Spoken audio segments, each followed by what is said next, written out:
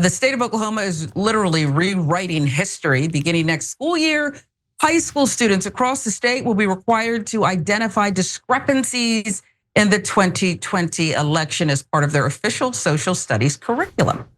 And this will show you the man who is getting the credit. Oklahoma's Republican superintendent, Ryan Walters is his name. Walters has managed to, well, insert thoroughly debunked, we'll call them Trump era election conspiracy theories into public education standards.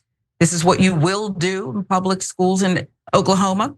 New curriculum instructs students to examine things like sudden halts in ballot counting, batch dumps, bellwether county trends, all of which have been exhaustively fact-checked and shown to have innocent, routine explanations.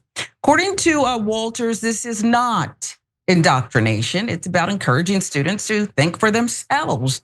But the standards don't encourage debate, they embed falsehoods. And so I guess the question is, what's worse, Cenk, and if you could answer this, instructing students to think for themselves under the guise of, finding truth or challenging authority, or removing core aspects of American history in the curriculum, as we've seen in other school districts, so it just kind of erases things. Yeah, I think the worst thing is that George Orwell was right, and we're in the book 1984, right? And so, the right wing said my whole life that they were against political correctness. And this is literally political correctness. It is not factually correct, but now in Oklahoma, it is politically correct. In fact, there's a part of this story, as Sharon will explain to you, that where he knows that this is even crazy for Oklahoma school board, right? And he tries to sneak it in there, but then afterwards, they threaten the other Republicans. You better be politically correct. Who gives a damn about what real history and real facts are? You better lie with us, otherwise you're gonna have political trouble. And I think that that's very disturbing as well. So why don't you tell us about that, Sharon? Yeah, the curriculum also waters down content on the Biden administration by deleting any reference to legislative accomplishments, replacing them with a narrow focus on border security, international conflicts. At the same time, Walters expanded Bible references from 2 mentions to nearly 50, starting in first grade. Students will now be required to study Christian values as foundational to American democracy, but not the separation of church and state, which Walters and others have called a myth. And there are just incredibly contradictory sections in the curriculum. For example, I went through a lot of it. The top of page 63 covers 4th graders, expectations of them. They should be able to note the difference between modern representative governments versus authoritarian governments, such as Russia, Saudi Arabia, and China. Describe how contemporary authoritarian governments maintain power over citizens, denial of natural and civil rights, illegitimate elections, restrictions on free speech, and the free exercise of religion, refusal of due process protections, corruption among government officials, unequal application of the law, and use of mob intimidation. Okay, at the same time, another section calls for students to identify discrepancies in 2020 elections results by looking at graphs and other information, including the sudden halting, as we said, ballot counting in select cities, key battleground states, security risk of mail-in balloting, sudden batch dumps, unforeseen record number of voters, and the unprecedented contradiction of bellwether county trends. All of this is part of a state-approved curriculum now set to cost taxpayers more than $33 million. Walters didn't exactly play fair, as Cenk was mentioning. According to local reports, he dumped a 400-page revised version on board members too, just a mere 18 hours before their vote, with no clear notice of what had been changed.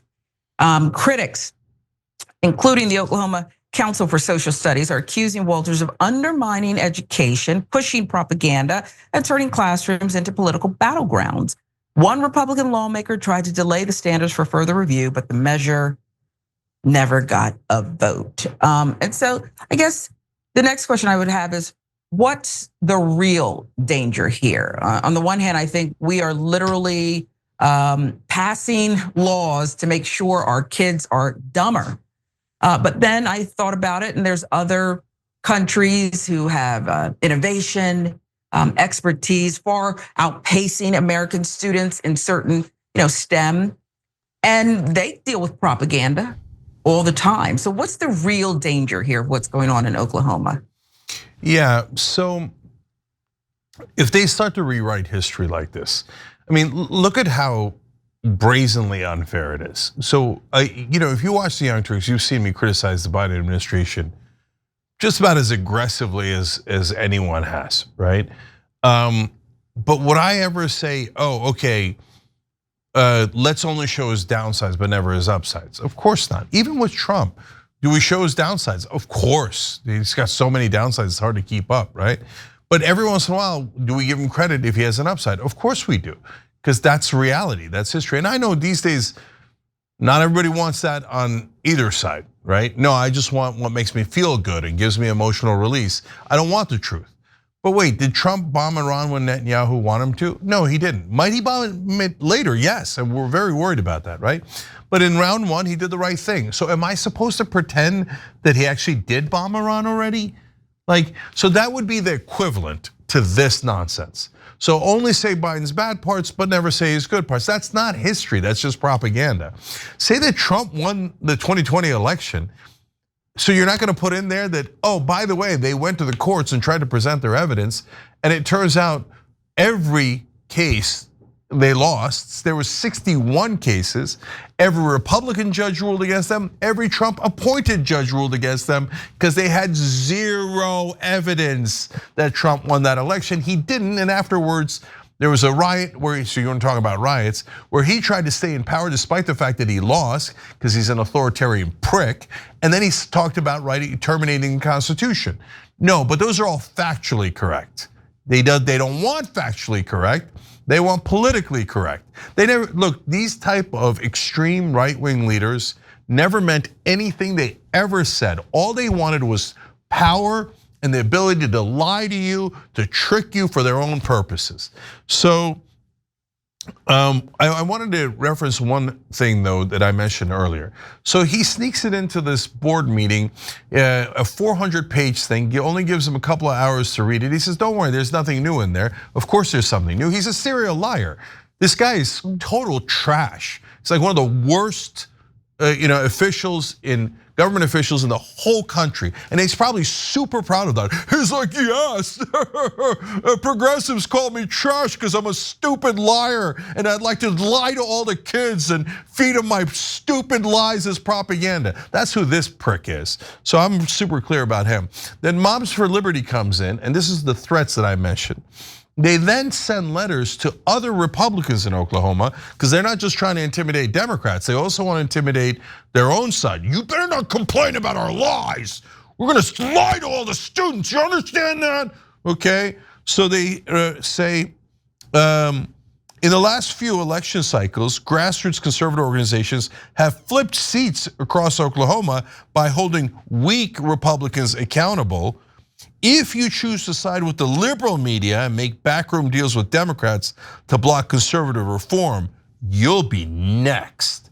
So they're saying, you better not care about what's true or what's facts or history. You'll be next if you don't lie on behalf of Donald Trump and this particular prick. So that's who the leaders in Oklahoma are for the Republican Party. No wonder that state's a total disaster led by these giant liars. Jackson. Yeah, and it's like at the end of the day, how does this really help the students or the future, just the future of Oklahoma in general and where it stands with the rest of the country? Because if you teach these students this propaganda, then what is that going to help them compete in the job market with the rest of the world? Like, this really does nothing other than give attention to the people involved with it, to the people who are pushing the propaganda. It's just giving them clout. It's just a way for them to get talked about and stick it to the libs. Because other than that, like, what is this really doing for anybody? And kids, unless they like grow up in a household that's very politically extreme, I mean, kids don't care about this. You know what I mean? Like kids are going to school and they're going through the motions. And most people, when they're that age, really aren't that in tune with politics anyway. So it's like this really isn't helping anybody. And for the most part, I'd be curious to see how many of the students are even interested in it. Yeah. I don't know. That it would have messed me up though. It would have messed me up as a kid who there were certain subjects I liked, and I would have gone home and across the dinner table would have started arguing with my parents about guess what I learned. And guess what? Well, you're wrong, you're indoctrinated. And it's so unfair to me. Again, it borders on criminal behavior here. Like I said before, you have people who regulate commercials. You can't make claims about toothpaste and soap or whatever if it's, not true, not reasonable, whatever the standard is. This though, you can mess a smart kid up. And those people, kids, I actually do have a lot of sympathy and empathy for, because they're not, just exclusively tuning into Fox News, which I understand. There's a choice and people are making it. And then there's other things that aren't their choice. They're being fed disinformation. But I really would be someone who would believe in education, and I would act upon it and argue what I had learned was the right thing. Yeah, so this is Michael from Oklahoma is actually a literal handle we have, one of the members on tyt.com. And he wrote in with a really great point that I wanted to share with you guys. And then I'll tell you a story that I have from when I was going to school in Turkey that drives home the point, okay? But Michael wrote in, one thing about Oklahoma and the whitewashing history, I grew up in Tulsa, but never heard a thing about the Tulsa race massacre of 1921 until I went to college in another city. It was called a race riot to blame black residents for it, even though they absolutely did not start it. That's of course very true. Walters is so awful, he says, but he's taking the typical motif and running wild with it, not doing something new. And Walters definitely wants Oklahoma to be dumber. Yeah, I mean, if the more educated you are, the less likely you are to vote for Ryan Walters. So that makes sense. It's in his self-interest for Oklahoma to be as ignorant as humanly possible. So, but I love what Michael from Oklahoma is saying for a couple of reasons. Number one, he's right, this is not new. I mean, the Tulsa massacre is wiped away from so much of the history books. And then this is not just related to Oklahoma. I mean, you see the Defense Department wiping out the stories of brave black soldiers,